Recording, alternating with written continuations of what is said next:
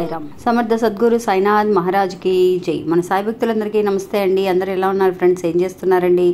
ఈరోజు వీడియోలోకి వెళ్లే ముందు బాబాగారు ఆశీస్సులు మీ అందరికీ దొరకాలని మనస్ఫూర్తిగా కోరుకుంటున్నాను. ఇంకా ఈరోజు బాబా ఏమంటున్నారు అని అంటే, బిడ్డ, నిజంగా నువ్వు నన్ను ఒక తండ్రిగా భావిస్తే కనుక నేను చెప్పబోయే ఈ మాటల్ని ఒక 2 నిమిషాలు ఆలకించు తండ్రి.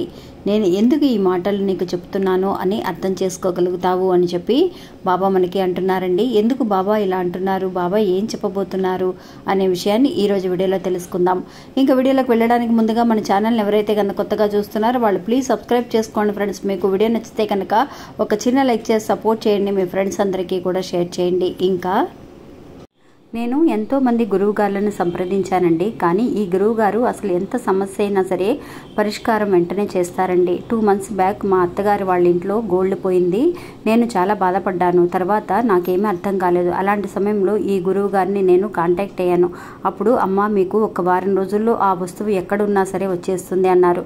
దీనికి అమ్మవారి కాడ పరిహారం చేస్తే అనుకున్న పని జరుగుతుందమ్మా అన్నారు. సరే స్వామి చేయండి అని చెప్పి నేను కూడా చెప్పాను. అలా చేశారో లేదో వారం రోజుల్లో నాకు ఆ వస్తువు అనేది దొరికింది.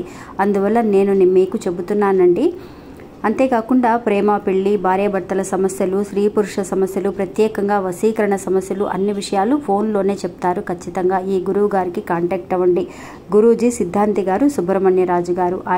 ఆయన కాంటాక్ట్ నెంబరు 9347293375 అండి. నిజంగా అండి, బాబా అనే మాటలకి ప్రతి మాటకి కూడా ఒక అర్థం అనేది ఉంటుందండి. అందువల్ల ఈరోజు అంటున్నారు, తండ్రి, నేను చెప్పే నీ మాటలు వినడానికి ముందుగా నువ్వు నన్ను తండ్రిగా భావిస్తేనే ఈ మాటల్ని ఆలకించు. అప్పుడే నీకు అర్థమవుతుంది నేను ఎందుకు ఈ మాటల్ని నీకు చెబుతున్నాను అని. నిజంగా అండి, మన తండ్రి, మన కన్న తండ్రి మన బాగోగులను చూస్తూ ఉంటారు. ఆయన మన ఎదుగుదలని, మనకి ఏం కావాలో అటువంటి సమయానికి మనకి ఎలాగైతే కనుక మన కన్న తండ్రి మనకి అందిస్తారో అలాగే బాబా గారు కూడా అంతేనండి. ఎందువల్లంటే నిజంగా బాబాని మనం ఎలా అయితే ఊహించుకుంటూ ఉంటామో, ఒక కన్న తండ్రిగా కానీ లేదంటే కనుక కన్న బిడ్డగా కానీ ఒక ఫ్రెండ్గా కానీ ఎలా పిలిస్తే అలా పలుకుతాను అని చెప్పి ఇప్పుడు ఈరోజు బాబా అనే మాటలు ఏంటి అని అంటే, తండ్రి, ఈరోజు నువ్వు నన్ను ఒక తండ్రిగా భావిస్తే కనుక ఈ మాటల్ని విను అని చెప్పి బాబా మనకి అంటున్నారండి. ఎందుకు బాబా ఇలా అంటున్నారు? తండ్రిగా భావించమని ఎందుకు అంటున్నారు? మనం అలాగే కదా అనుకుంటున్నాము. సాయి తండ్రి అంటున్నాము, సాయినాథుడు అని అంటున్నాము.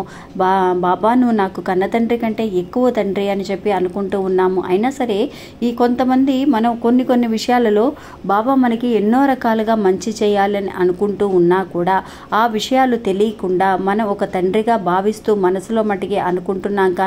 కానీ ప్రాక్టికల్గా మన తండ్రి కదా, అయినా మనకి చెడు చేస్తారా? అంతా కూడా మంచి చేస్తారు కదా, మనం ఎందుకు ఇలా వెయిట్ చేయలేకపోతున్నాము, ఆయన్ని ఎందుకు మనం నిందిస్తున్నాము అని చెప్పి మన అందరము కూడా ఒకసారి ఆలోచించగలిగితే నిజంగా బాబా చేసే పనులకి కానీ ఆయన చేసే ప్రతి విషయానికి కూడా అర్థాలు కనిపిస్తాయండి. అలాగే బాబా చెప్పబోయే ఈ చిన్న కథలో అంటే ఒక మంచి అర్థం అనేది ఉందండి. ఒక తండ్రిగా ఆయన్ని గనక మనం ఊహించుకొని నిజంగా ఆయన మీద భారాన్ని వేసేసి మన కన్న తండ్రి కంటే ఎక్కువగా నాకు సాయినాథుడే నిలబడ్డాడు ఈ రోజున అని చెప్పి మనందరము కూడా గర్వించగలిగే ఒక చిన్న కథని బాబా మనకి అందిస్తున్నారండి. అది ఏంటి అనేది చూద్దామన్నమాట. ఒక ఊర్లో అండి ఒక తండ్రి కొడుకులండి. వీళ్ళిద్దరూ కూడా అండి, వీళ్ళిద్దరికి అసలు ఒక్క నిమిషం కూడా పడదండి. తండ్రి కొడుకులు చిన్నప్పటి నుంచే కూడా ఇద్దరికి అస్సలు పడదనమాట. ఎంతో ప్రేమగా ఉండే తల్లిదండ్రులను చూసాం మనం. అలా కానీ ఈ తల్లిదండ్రులకి అండి, తండ్రి కొడుకులకి ఇద్దరికీ కూడా చిన్న వయసు నుంచే అసలు పడదు. అలాంటిది కొడుకు పెద్దవాడయ్యే కొద్ది కూడా వాళ్ళిద్దరికీ కొంచెం ఒక్క నిమిషంలో కూడా తండ్రి ఒక మాట చెప్తే కొడుకు ఒక మాట మాట్లాడతాడు. ఇద్దరికి కూడా ఒక అండర్స్టాండింగ్ మాట అసలు కుదరదండి. ఇద్దరు ఎప్పుడు పోట్లాడుకుంటూనే ఉంటారు. తండ్రి చెప్పిన మాట కాదు అలా చేస్తే ఏం అసలు పనులు అవ్వవు, నేను చెప్పిందే కరెక్ట్ అని తండ్రి అన్నను, కొడుకు కూడా అలాగే ఆ తండ్రికి చెప్పినట్టుగానే ఆపోజిట్గానే మాట్లాడుతూ ఉంటాడండి చిన్నప్పటి నుంచి కూడా. కానీ అండి, ఎప్పుడైతే కనుక అలా ద్వేషాన్ని అలాగా పైకి అలా కనిపిస్తూ ఉన్నా కూడా వాళ్ళ మనసుల్లోనే ఆ తండ్రి మీద ప్రేమ అనేది ఎక్కువగా ఉంటుందండి. ఎందువల్లంటే ఆ తండ్రి కొడుకులు అండి వాళ్ళ అమ్మగారు చూస్తూ ఉంటారు, ఆ బిడ్డకి అమ్మ చూస్తూ ఉంటారనమాట. ఏంటి నాయన ఎప్పుడు చూసినా నీ తండ్రితో గొడవ పడుతూ ఉంటావు, నీ తండ్రి మీద ప్రేమ అనేది లేదా అని. అరే పోమ్మా, ప్రేమ లేదు ఏమీ లేదు అని చెప్పేసి అన్నీ వదిలేసి వెళ్ళిపోతూ ఉంటాడండి. కానీ ఒకరోజు ఏమవుతుంది అని అంటే అండి, ఆ తండ్రి ఆ పిల్లవాడి చదువు కోసం కొంత అప్పు అనేది చేయటం జరుగుతుంది. అప్పు చేసిన ఆ తండ్రిని అడగటం కోసం ఆ మనిషి ఎవరైతే అప్పు ఇచ్చారో ఆ మనిషి ఇంటికి వచ్చి అడుగుతాడనమాట ఆ తండ్రిని. ఏమండి డబ్బులు తీసుకొని చాలా రోజులైంది కదా, ఎందుకు మమ్మల్ని ఇలా తిప్పించుకుంటున్నారు, మా డబ్బులు మాకు తిరిగిస్తారా లేదా అని చెప్పేసి ఇంటికి వచ్చి పోట్లాడుతూ ఉన్నప్పుడు అప్పుడు ఆ పిల్లవాడు ఇంట్లోనే ఉంటాడండి. ఇంట్లోనే ఉన్నప్పుడు ఆ తండ్రిని అడుగుతూ ఉండగా ఈ పిల్లవాడు ఏమీ మాట్లాడండి. సరేనండి, మీ దగ్గర తీసుకున్న డబ్బు అనేది నేను త్వరలోనే తిరిగి ఇచ్చేస్తాను, నాకు మరికొంత టైంని ఇవ్వండి అని చెప్పేసి వాళ్ళని అడుగుతాడనమాట ఆ తండ్రి. సరే అని చెప్పేసి నీకు ఇంకొక 2 రోజులు మటుకే నీకు టైం ఇస్తున్నాను, ఈ 2 రోజుల్లో కనుక నువ్వు డబ్బు తిరిగి ఇవ్వకపోతే కనుక చేస్తామో మాకే తెలియదు అని చెప్పేసి వాళ్ళని బెదిరించేసి వెళ్ళిపోతారండి. ఇంకా ఈ పిల్లవాడండి వింటాడనమాట. వాళ్ళ నాన్నగారు రాత్రంతా కూడా ఆలోచిస్తూ నిద్రపోకుండా కూర్చోవడం అనేది ఈ పిల్లవాడు గమనిస్తాడండి. గమనించినప్పుడు వాళ్ళ నాన్న దగ్గరికి వెళ్ళి అడుగుతాడనమాట. ఎప్పుడు కూడా మాట్లాడుకోరు సరిగా, ఇద్దరికి కూడా కొంచెం కూడా ఇష్టంగా ఉన్నట్టుగానే కనిపించని ఈ తండ్రి కొడుకుల మధ్య అండి ఎంత ప్రేమాభిమానాలు ఉన్నాయో చూడండి ఫ్రెండ్స్. ఆ తండ్రిని వెళ్ళి పలకరిస్తాడనమాట ఈ కొడుకు. నాన్నగారు ఏమైంది, ఎందుకు ఇలాగా బాధపడుతున్నారు, డబ్బులే కదా, నా చదువు కోసం ఎంత అప్పు చేశారు మీరు, నాకెందుకు చెప్పలేదు అని చెప్పేసి అప్పుడు కొడుకుని అడుగుతాడు. కొడుకు తండ్రిని అడుగుతాడనమాట. అప్పుడు తండ్రి చెప్తాడు, ఎక్కడరా నువ్వు ఎప్పుడు చూసినా నువ్వు ఏదో ఒకటి పోట్లాడుతూ ఉంటావు, నాతో సరిగ్గా మాట్లాడుతానే కదా, నేను ఎక్కడ నీకు ఏం చెప్పగలను, ఇంట్లో జరిగే ఏ విషయాలు కూడా నీకు తెలియదు కదా, ఇప్పుడు అడుగుతున్నావేంటి అని.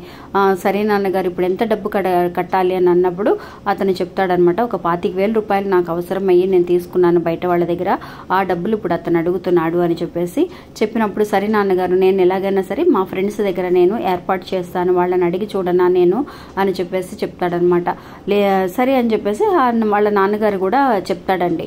అంటే చిన్నప్పటి నుంచి ఈ పిల్లవాడికి అసలు డబ్బు అంటే ఏంటో వీళ్ళిద్దరికీ ఎలాంటి ఒక విషయాలు కూడా తెలియదండి. ఆ పిల్లవాడికి చెప్పడు ఎలాంటి అప్పు చేస్తున్నామనో లేదంటే ఎంత కష్టపడుతున్నానో నేను చదివించడం కోసమని ఏమీ తెలియక ఆ పిల్లవాడు కూడా చాలా ఈజీగా అలాగే తీసుకుంటాడు. నేను ఫ్రెండ్స్ నేను అడుగుతాను అని.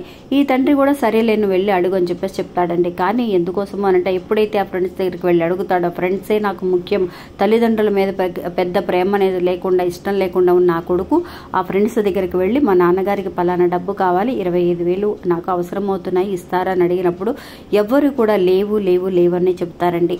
అవసరానికి ఎవ్వరు కూడా సహాయం చేయరు. ఇంకా అలాగే ఏడుపు మొహం పెట్టుకొని ఇంటికి వచ్చి కూర్చుంటాడనమాట ఆ పిల్లవాడు. ఇంకా వాళ్ళ నాన్నగారు వచ్చి అడుగుతాడండి, ఏంటి నాయనా ఏమైంది, మీ ఫ్రెండ్స్ని అడుగుతానన్నావు కదా, డబ్బు ఏమన్నా సర్దుబాటు చేస్తున్నావా అని చెప్పేసి అడిగినప్పుడు లేదు నాన్నగారు నన్ను క్షమించండి, నేను మా ఫ్రెండ్స్ అందరూ గొప్పవాళ్ళని, వాళ్ళు నా కోసం ఏమైనా చేస్తారని వాళ్ళ దగ్గరికి వెళ్ళి అడిగాను నాన్నగారు, ఇప్పుడు వాళ్ళు కూడా ఏమీ నేను ఏర్పాటు చేయలేనని చెబుతున్నారు అని చెప్పేసి మా తండ్రి దగ్గర చెప్తాడండి. అప్పుడు వాళ్ళ తండ్రి ఒక చిన్న నవ్వు నవ్వి, నాయనా ఈ డబ్బు విలువ నీకు తెలియటం కోసమే నేను అప్పు చేశానని, ఆ అప్పును తీర్చగలిగే బాధ్యత కూడా నీకు కూడా ఉందని తెలియచేయటం కోసమే నేను ఇలాగా అప్పుల వాళ్ళని ఇంటికి రప్పించి ఇలాగా నీ ముందు అడిగితేనే ఆ డబ్బు అప్పుడు నీలో ఉన్న ఆ ప్రేమ అనేది బయటకు వస్తుంది, నువ్వు ఎంత నా మీద ప్రేమ పెట్టుకున్నావన్న విషయాన్ని తెలుసుకోవడం కోసం. కష్టం అంటే ఏంటి, డబ్బు అంటే ఏంటి, ఆ డబ్బుని నేను ఎంత కష్టపడి సంపాదించాను, డబ్బు బయట వాళ్ళ దగ్గరికి వెళ్ళి అడిగితే వాళ్ళ రియాక్షన్ అనేది, వాళ్ళ ఆన్సర్ అనేది, సమాధానం అనేది ఎలా ఉంటుందని తెలియచేయటం కోసమే నీ దగ్గర నేను ఇలా మాట్లాడాను తండ్రి అని చెప్పి ఆ తండ్రి చెప్తాడండి. చూడండి ఫ్రెండ్స్, మనందరము కూడా అనుకుంటూ ఉంటాం మన తండ్రి ఏమీ పట్టించుకోవట్లేదు, మనతో ప్రేమగా ఉండటం లేదని మనం అనుకుంటూ ఉంటాం. కానీ ఈ కథలో చూడండి ఫ్రెండ్స్, ఆ తండ్రి తన కొడుకుతో మాట్లాడినట్టే ఉంటాడు. కానీ తన కొడుకు తెలియచేయటం కోసం తనకి ఎలా డబ్బు సంపాదించాలి, ఆ డబ్బు విలువ ఏంటి, అసలు ప్రేమ అనేది ఉందా లేదా అని తెలుసుకోవటం కోసం ఇలాంటి ఒక పరీక్ష అనేది ఆ తండ్రి ఎలా అయితే పెట్టాడో మన సాయినాథుడు కూడా అంతేనండి. మనకు పెట్టే కష్టాలన్నీ కూడా మనం తెలుసుకోవాలని, ఆ కష్టాలకి వెనక ఉన్న బాధ్యత ఏంటి, మనం ఎందుకు ఇలా కష్టాలనేవి ఎదుర్కోవాల్సి వస్తుంది అని చెప్పి తెలుసుకోవడం కోసమే మనకి ఇలా అప్పుడప్పుడు పరీక్షలు పెడుతూ ఉంటారండి. ఇవి శాశ్వతం కాదు. మన తండ్రి కంటే ఆ సాయినాథుడికి బాధ్యతలు అనేవి ఎక్కువగా ఉన్నాయి. ఇంకా కూడా మన తండ్రికి ముందు ఫ్యూచర్లో జరిగే విషయాలన్నీ కూడా తెలియకపోవచ్చు. కానీ మన సాయినాథుడైన తండ్రికి నిజంగా అండి అసలు ముందు ఫ్యూచర్లో భవిష్యత్తులో ఏం జరగబోతుంది, అది అలాంటి కష్టాలు ఇంకా కూడా ఇంతకంటే కష్టాలు అతనికి ఇస్తే భరించలేడని తెలిసి అవి రాకుండా చూడటం కోసం కూడా మన సాయినాథుడు మనల్ని కాపాడుతూ ఉంటాడండి. అంతేగాని ఇంకా కూడా మనం ఆయన సాయినాథుడిని తండ్రిగా భావించకుండా ఎలా ఉంటామండి? మీరందరూ కూడా ఒకసారి నాకు కమెంట్స్లో తెలియచేయండి. ఇంకా ఇది అండి ఈరోజు మన వీడియో. ఈ వీడియో కూడా మీ అందరికీ ఎంతో ఉపయోగపడుతుంది, నమ్మకాన్ని ధైర్యాన్ని ఇస్తుంది అని అనుకుంటున్నాను. నచ్చితే కనుక ఒక చిన్న లైక్ చేసి సపోర్ట్ చేయండి. మీ ఫ్రెండ్స్ అందరికీ కూడా షేర్ చేయండి. మళ్ళీ మంచి ఇంకో వీడియోలో మళ్ళీ కలుస్తాను. అంతవరకు సెలవు.